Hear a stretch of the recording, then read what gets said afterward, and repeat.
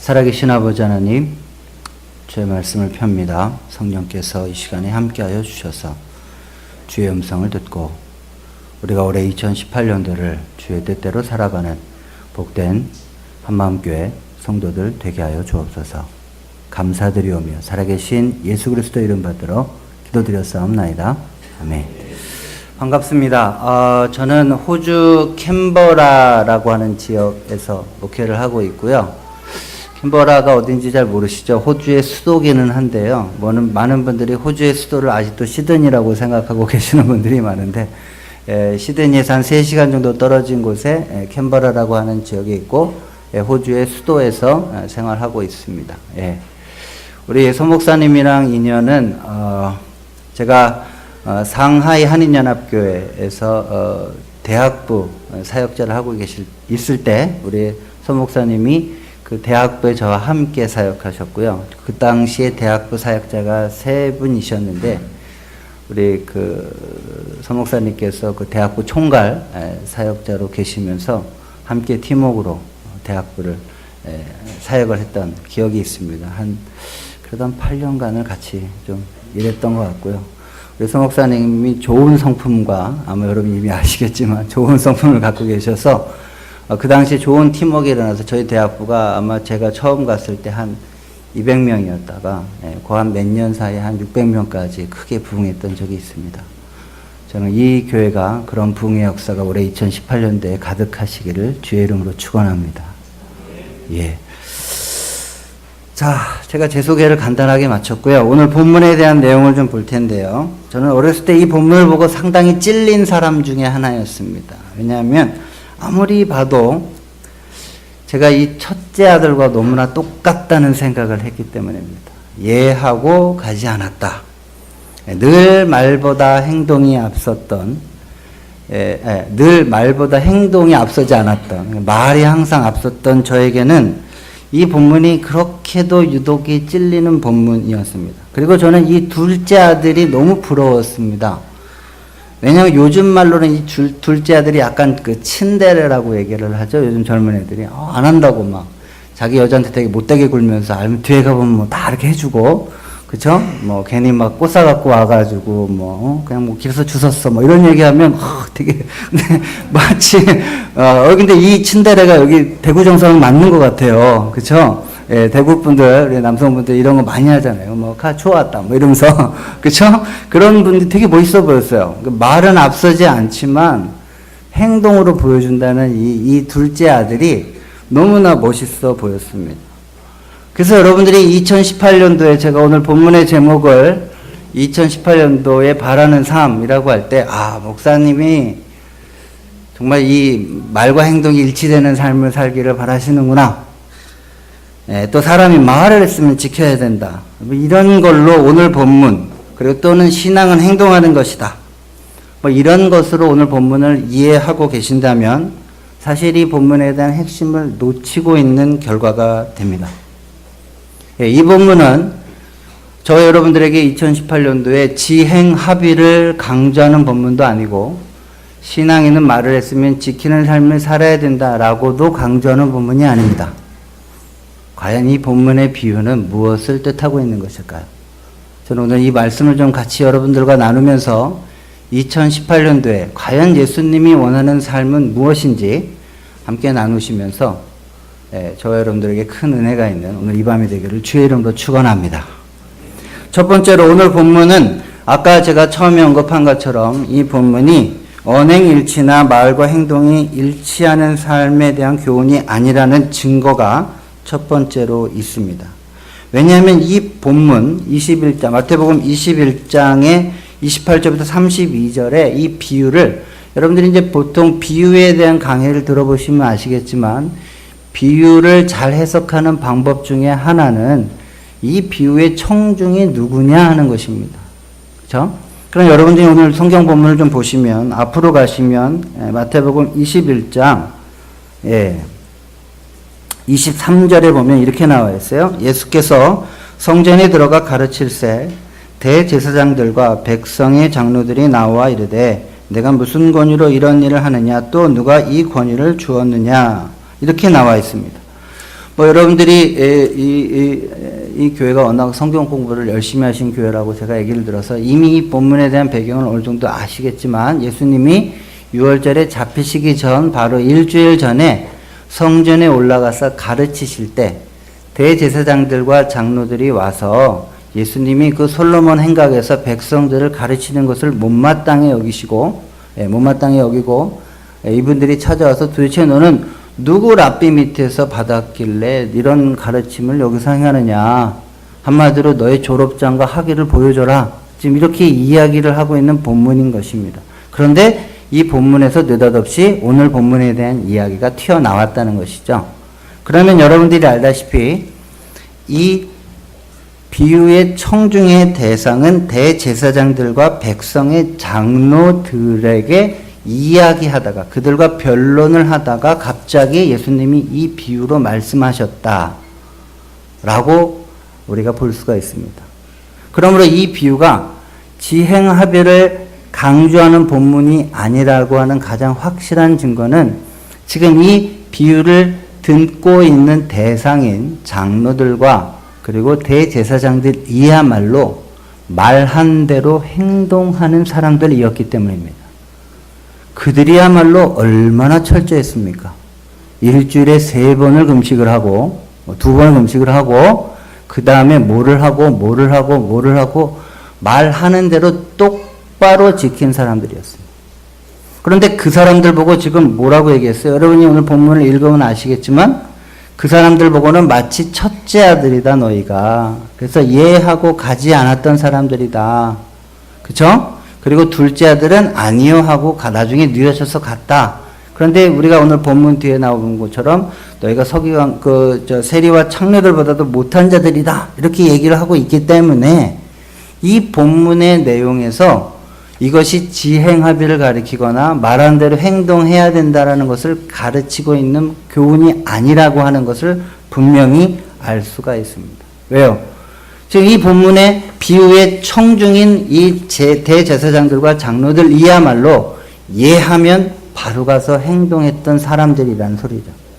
그런데 그런 사람들을 대놓고 예하고 너희는 아니요 한 사람들이다 라고 얘기하니까 이거는 지행합의를 강조한 본문이 아니라는 것입니다.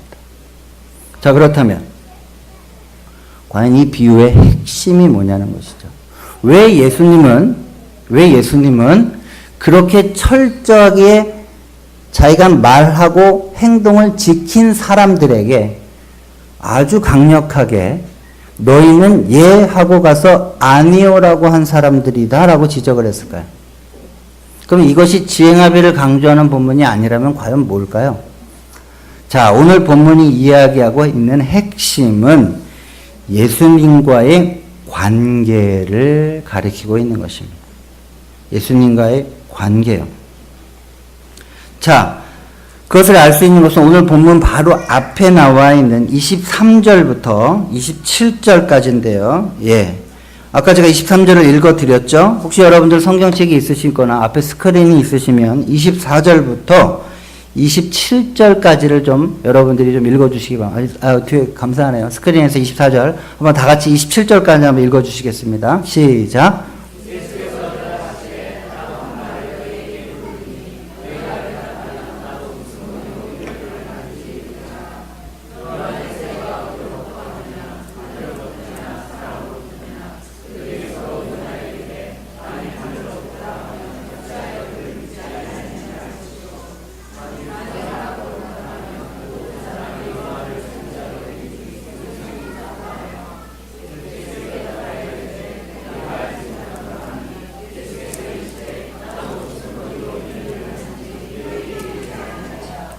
예, 오늘 본문은 여러분이 잘 알다시피 예수님이 기가 막힌 역질문법으로 이들의 입을 막았던 아주 유명한 본문에 해당이 됩니다.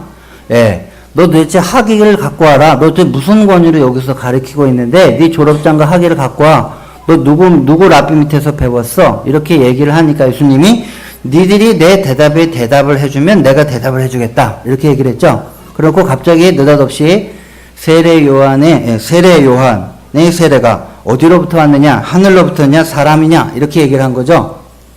이 질문은 대제사장들과 장로들에게 매우 뼈아픈 송곳과 같은 질문이었습니다. 왜냐? 당시의 백성들이 세례 요한을 참 선지자로 인정하고 있었던 그 정서적인 분위기에 왜냐하면 세례 요한도 사실 랍비나 출처가 명확하지 않았잖아요. 갑자기 광에서 외치는 소리로 나왔잖아요.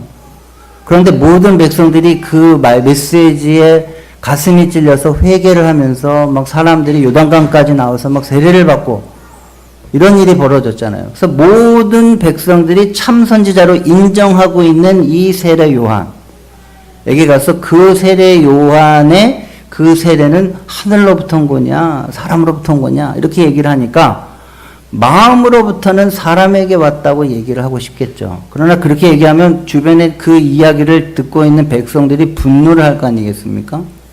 그렇다고 또 그러면 세례 요한의 그 세례는 하늘로부터 왔다. 이렇게 얘기하면 마치 예수님과 비슷한 사람을 자기네가 스스로 인정해 주는 꼴이 되는 것이죠. 그러니까 그렇게 얘기를 못 하고 있는 거죠. 그러니까 우리가 어떻게 돼요? 예. 백성이 무섭다요. 우리가 뭔지 모르겠다. 그러니까 예수님이 뭐라고 해요? 그럼 나도 안 가르쳐 줄 거야. 이렇게 해서 예수님이 그들의 아주 난처한 질문을 잘 피해 가시는 장면입니다. 그리고 난 다음에 그러나 너희 생각은 어떠하냐? 어떤 사람에게 두 아들이 있는데 라고 갑자기 느닷없이 오늘 우리가 읽었던 이 본문의 비유를 설명하고 계시다는 것이죠. 그러면 이 앞뒤 문맥을 놓고 봤을 때 지금 이 본문의 핵심은 너희는 왜 말한 대로 가서 행동하지 않느냐라는 뜻이 아니라 이 앞뒤 문맥을 놓고 봤을 때 결국 이 비유의 핵심은 예수님과의 관계성을 이야기하고 있다는 것입니다. 자, 제가 이 28절부터 32절을 조금 더 현대말로 의역을 해서 표현을 하면 이렇게 됩니다. 예수님은 마치 이렇게 얘기하는 거예요. 자, 너희들은 오랫동안 메시아를 기다려왔다고 얘기를 했고 그가 너희들의 왕이라고 얘기했고 우리는 메시아의 재림을 메시아의 이 땅에 오심을 간절히 기다리는 신국 백성이라고 그렇게 입으로 떠들고 다니면서 정작 그 왕 메시아가 너희들 앞에 있는데 너희는 그를 거부하고 있구나. 그거야말로 니네가 이때까지 예 라고 얘기하면서 정작 아니요라고 얘기하는 거랑 뭐가 다르겠느냐. 그러나 반대로 저 세리와 창녀들을 보라. 저들은 메시아 하나님의 나라 따위는 소망 중에도 없고 또 매우 방탕하고 전혀 그런 삶과 그런 나라를 소망하는 삶을 산다고 다른 사람에게 이야기하지도 않았지만 정작 메시아가 나타나자 그를 알아보고 자신의 삶을 회개하며 그 메시아를 자신의 삶의 왕과 주인으로 인정하는 삶을 살고 있다. 이것이야말로 처음에 아니요 라고 이야기했다가 뉘우치고 예 라고 얘기한 둘째 아들과 다를 바가 없지 않느냐. 지금 예수님은 이렇게 설명하고 있는 것입니다.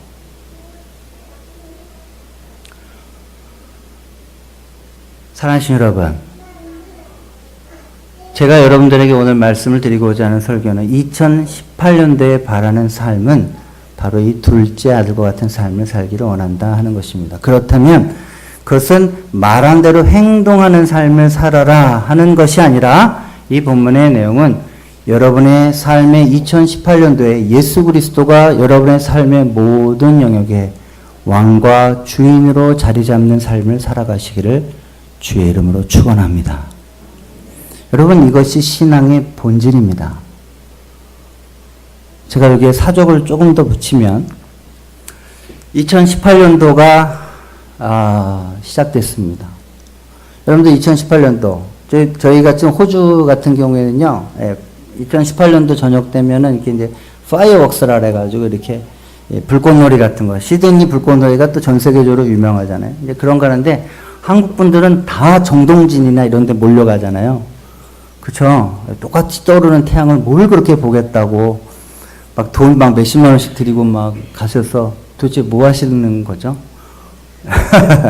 그 말을 뒤집어 얘기하면 사람의 마음속에 가장 깊이 있는 것이 변화에 대한 열망입니다. 변화에 대한 열망.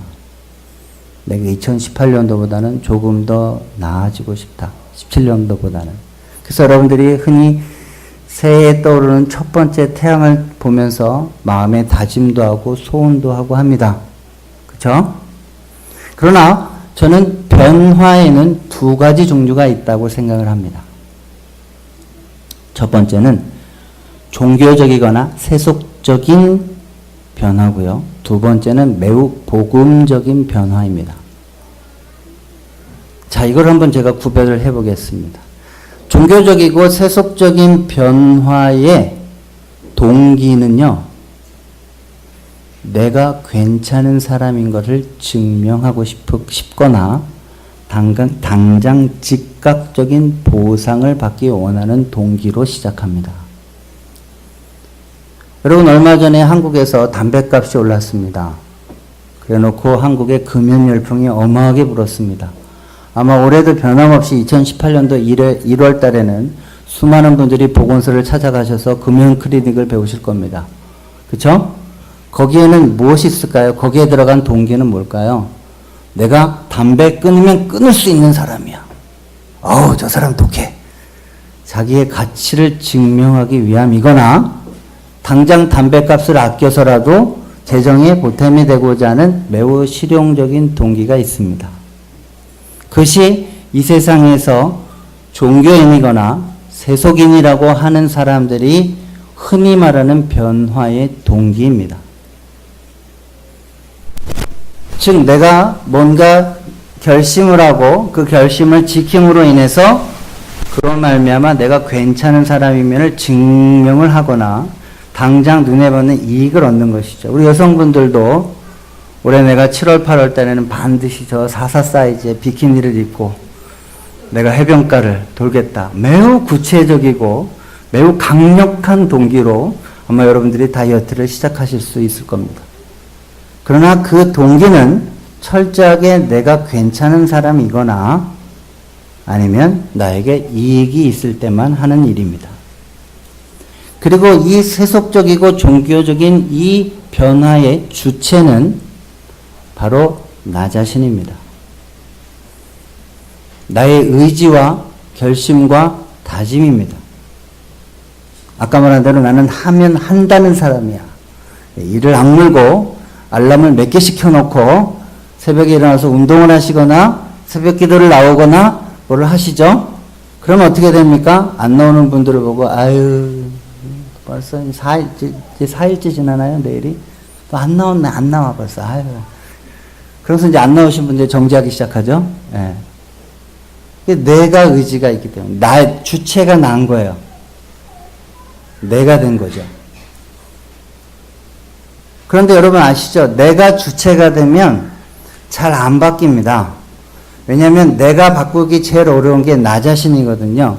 이거를 가장 쉽게 이야기를 하면 지구에서부터 로켓가 발사가 되는데 대기권을 뚫고 우주선까지 날아가려면 지구가 끌어들이는 그 만류 인력이라고 하는 그 어마어마한 중력을 이기고 로켓가 어마어마한 속도로 날아가야지만 대기권을 탈출할 수가 있죠. 맞습니까? 예, 그러니까 내가 내 자신을 바꾸는 게 가장 어려운 거예요. 왜요? 내 의지와 결심을 뛰어넘는 어떤 존재가 나를 바꿔주면 좋겠지만 내가 내 자신을 바꾸려는 게 그렇게 어려운 거예요. 그런데 때로는 그것이 가끔 성공하시는 분들이 계시거든요. 아주 독하신 분들이요. 그런 분들은 얼마나 뿌듯하겠어요. 그러니까 그런 분들은 결과적으로 이 동기도 다르고 주체도 다르고 그래서 결과적으로 성공을 하면 어떻게 됩니까? 자기의 의의가 어마어마합니다. 아까 말한 나 하면 한다는 사람이야. 그리고 이제 그렇게 못하는 사람들은 의지력이 박약한 사람들로 다 매도가 되면서 정죄를 하거나 비난을 하게 되는 것이죠. 그것이 소위 세상에서 변화를 일구었다 하는 분들. 그래서 여러분들이 소위 지금 1월 달에 자기개발서적으로 수많은 대형 서점에 가시면 보시는 것들. 그래서 당장 책 제목만 읽고 책을 읽으면 마음이 뿌듯해지면서 나도 오래 할 수 있어 그래. 이러지만 결국 안 되는 바로 그것. 그것이 소위 말해서 세속과 종교인들이 하는 변화입니다. 근데 매우 심플한 변화를 하나 알려드릴게요. 여러분 중에 혹시 자녀분들이 중고생인 분들이 있으시죠? 예, 지금은 중2병부터 시작을 해가지고 가장 무서운 혹시 고3 이제 고2병인가 고3 하여튼 뭐 병이 너무 많아요. 뭐 중1병도 있고 중2병도 있고 중3병도 있고 하여튼 뭐 6년 내내 병 걸린 것 같아요, 애들이. 와우. 아무튼 그런 애들이 있어요. 엄마도 무서워서 못 건드리고 아빠도 막 눈치 보고 그러는데 그래서 뭐 머리를 빨주노초 파란보로 막 이렇게 막 물들이고 다니고 막 학교에서 수없이 전화 오고 막 죽어라고 공부 안 하고 변화가 안 돼요. 그런데 이 학생을 변화시키는 아주 심플한 방법이 있습니다. 뭘까요? 사랑에 빠지는 거죠. 우연히 교회 나왔다가 피아노 치는, 그렇죠? 매우 아리따운 긴 머리를 날리는 한 소녀에게 이 아이가 반해서 약간 혀 짧은 소리로 오빠 이러면서 뭐 해주면 안 돼 이러면 그 다음날부터 머리 다 바꿔요. 예, 뭐 필요가 없습니다. 엄마 아빠 말이 필요가 없습니다. 오빠 머리 좀 단정하게 하고 다니면 안 돼. 그러면 그 다음부터 그냥 아주 까맣게 머리 염색하고 그러고 다닙니다. 뭘 의미합니까? 사랑하시는 여러분, 우리가 흔히 말하는 예수를 믿는 사람의 복음적인 변화다라고 하는 것은 뭐냐? 그 동기가 사랑이에요. 사랑. 실제로 있었던 이야기입니다. 네덜란드에서 97살을 먹은 할머니가 98살을 먹은 미국 할아버지와 연애에 빠졌습니다.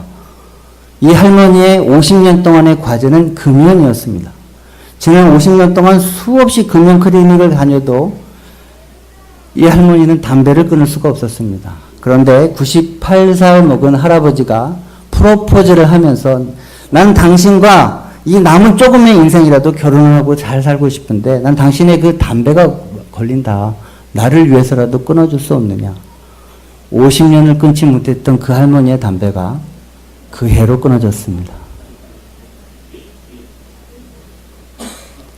사랑하시는 여러분, 우리 예수를 믿는 사람들이 올해 2018년도에 바라는 삶 뭘까요? 지금 예수님이 말한 대로 너 말한 대로 행동하는 삶을 살아라가 아니라 한마디로 예수를 사랑하는 삶. 그 예수가 내 삶의 중심이 되고 그 예수가 나의 왕이 되고 그 예수가 너무너무나도 좋아서 내 삶의 변화가 저절로 일어나는 삶. 그걸 이야기하고 있는 거겠죠. 그래서 복음적인 변화는 그 동기가 사랑입니다. 그러나 더 중요한 건 우리가 사랑해서 사랑하는 것이 아니라 여러분들이 얼마나 사랑받고 있는 사람들인가를 깨달을 때. 그래서 기독교에서의 변화는 나를 나보다 더 사랑하시고 2000년 전에 예수 그리스도 하나님의 아들인 그분이 하늘의 영광을 포기하고 이 땅에 내려오셔서 그것도 말구에서 태어나시고 십자가에 찢기기까지 나를 사랑하신 그 예수 그리스도의 십자가의 사랑이 깨달아지고 그분의 그 일방적이고 무한하고 자비롭고 은혜로우신 그 은혜가 깨달아질 때, 내가 얼마나 사랑받고 있는 존재라는 걸 깨달아질 때, 내가 올해는 이 사랑에 좀 반응하는 삶을 살았으면 좋겠다. 그것이 여러분의 변화의 동기가 되시기를 주의 이름으로 축원합니다. 동시에 그 변화의 주체가 내가 아니에요. 내 의지가 아니에요. 그분이 내 삶을 드라이브, 이끌어가세요. 그분이 내 삶의 주인이세요. 그분이 성령으로 오늘도 나와 함께 하세요. 말씀으로 날마다 나와 교제하세요. 내 삶을 그분이 인도해 가세요. 올 한 해 여러분의 삶에 하나님의 말씀이 여러분의 삶의 주인 되셔서 이끌어 가시는 그런 삶으로 말미암은 변화가 일어나시기를 주의 이름으로 축원합니다. 그 성경에 뭐라고 합니까? 주의 말씀은 내 발의 등이요 내 길에 비치니이다. 내가 주께 범죄치 아니하려 하여 주의 말씀을 내 마음에 두었나이다.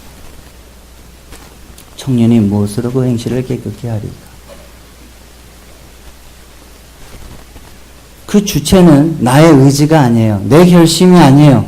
나는 사랑으로 시작했고 나를 사랑하시는 그분이 내 삶의 주인이 되셔서 말씀으로 오늘도 내게 이야기하실 때 나는 그저 순종하고 쫓아가는 것이죠. 그러면 이 변화의 마지막 결과는 어떻게 일어날까요? 자기의 필요가 없습니다. 왜? 난 그냥 사랑해서 한 거잖아요. 그리고 내가 한 게 아니니까 자랑할 게 없죠. 그래서 이 복음적인 변화는 너무너무나 좋은 게 사랑이 동기고 주체도 하나님이고 그 결과적으로도 결국 자기를 드러내는 것이 없기 때문에 사실 이 예수님과 사랑에 빠진 사람들, 이 하나님의 은혜가 넘쳐난 분들은 자기가 변화되고 있는지도 몰라요. 여러분 새신자분들 이 교회 처음 오시면 뭐라 그래요? 집사님 요즘 너무 얼굴이 좋아 보이세요. 뭐가 이렇게 기분이 좋은 게 있어요? 왜 늘 이렇게 웃고 다니세요? 라고 얘기할 때 난 예수 믿은 것밖에 없는데. 교회 다닌 것밖에 없는데. 주변 사람들이 다 그렇게 얘기를 해요. 왜요? 내가 그분과 사랑에 빠졌기 때문에. 그래서 그 사랑이 나로 하여금 삶의 변화를 일으키죠. 그래서 여러분이 자랑할 게 없어요. 내 의지를 했으면 제가 하루에 10번씩 웃고 다니기를 연습합니다. 이렇게 하면 그게 자기가 자랑할 게 있지만 그게 아닌다면 당연히 그것들에서 뭐라고 얘기를 할까요? 나 예수님 그냥 사랑해서 아침마다 말씀 받는데 그게 저를 웃게 하나 봐요. 어떻게 돼요? 하나님께 영광이 되고 이웃 사랑하는 진정한 변화가 일어나는 것입니다. 제가 말씀을 맺겠습니다. 올해 여러분들은 어떤 삶을 살기 원하십니까? 교회를 다니고 있지만 우리 많은 분들이 안타깝게도 이 복음의 길로서의 변화, 이것을 팀 켈러는 멋있게 복음적 부흥의 결과다. 복음적 부흥의 결과로 일어나는 참 변화다. 이렇게 이야기를 하고 있습니다. 그런데 안타깝게도 많은 분들이 교회를 다니면서도 여전히 우리들의 올 2018년도 내가 이번에 뭐를 할 거야. 마치 그냥 세속적인 사람들이 새해가 오면 다짐하는 것처럼 그런 식의 자기 의지를 가지고 하고 있고 또 여러분들이 무언가를 그렇게 결심하고 실천을 하게 된다면 어쩌면 그것이 대단히 멋있는 일일 수 있습니다. 때로는 여러분들에게 내가 올해 꼭 운동을 할 것이다. 사업 중에 얼마를 벌 것이다. 뭘 할 것이다. 여러 가지 것들을 하고 있지만 그래서 다른 사람 보기에 저 집사님은 말한 대로 꼭 지키는 사람이야. 저 집사님은 한다면 한다는 사람이야. 저 집사님처럼 칼 같은 분이 없어. 라고 이야기를 하고 있지만 그것이 여러분의 삶에 예수가 중심되지 않고 예수가 여러분의 삶의 주인되지 않으시면서 여러분의 의지와 여러분의 가치 있는 사람을 증명하기 위해서 여러분의 의지를 가지고 살아가면서 사는 삶이라면 그것은 오히려 2018년도에 주님 앞에서는 예하고 아니요라는 삶을 살 수 있다는 것입니다.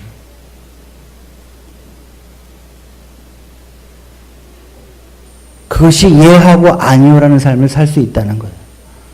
그래서 저는 오늘 여러분들에게 2018년도에 바라는 삶,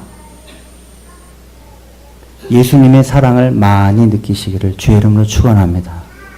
예수님이 여러분을 얼마나 사랑하시는지를 하나님의 은혜에 푹 젖으시는 한 해가 되시기를 주의 이름으로 축원합니다. 그래서 그 예수님이 사랑하는 것 때문에 그 사랑에 반응하는 동기로서 여러분의 삶에 변화가 일어나는 한 해 되시기를 주의 이름으로 축원합니다. 또한 그것이 하나님의 말씀에 순종으로 말미암아 일어나는 참 변화가 되기를 주의 이름으로 축원합니다.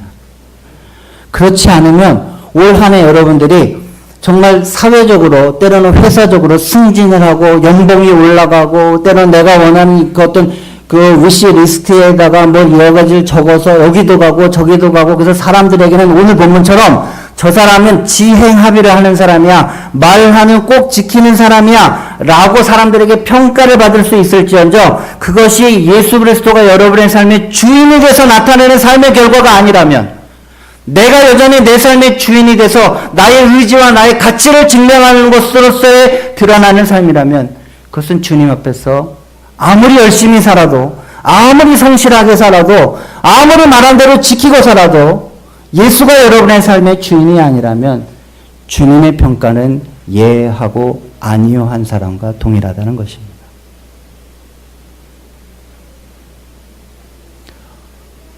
올 한 해 아마 제가 이렇게 2018년도에 첫 번째 수요 예배에 설교를 하게 돼서 대단히 큰 영광인데요. 올 한 해 예수 그리스도의 은혜가 내가 얼마나 나 같은 죄인을 하나님이 여전히 변함없이 사랑하고 계신가에 대한 그 철저한 하나님의 은혜의 깨달음이 여러분의 삶에 무엇보다도 차고 넘치시기를 주의 이름으로 축원합니다. 성경을 읽을 때마다 펼 때마다 내가 뭔가를 해야지, 내가 뭔가를 해야 되는 매뉴얼로서의 성경을 읽지 마시고 이 성경을 읽을 때마다 오, 주님이 나를 얼마나 사랑하시는가, 오, 내가 얼마나 은혜를 받은 자인가, 나 같은 죄인을 하나님이 얼마나 귀하게 여기시는가를 성경을 펼 때마다 깨달으셔서 내가 이 은혜에 조금 반응하는 삶을 살아야 되겠다라는 그런 자발적인 결심이 넘쳐나는 한 해 되시기를 주의 이름으로 축원합니다. 그것이 지행합의를 하는 그 인생보다 예수가 여러분의 삶의 주인 되는 인생으로서 2018년도에 주님이 바라시는 삶입니다.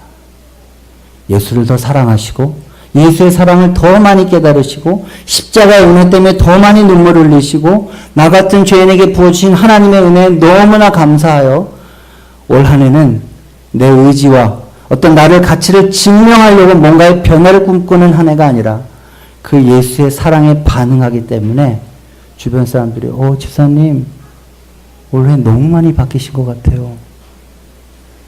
아유 제가 뭘요. 저 올해 예수님 조금 더 사랑하게 됐어요. 그런 예수 그리스도에게만 여러분의 변화의 모든 영광을 돌리시는 복된 한 해 되시기를 주의 이름으로 축원합니다. 기도하겠습니다.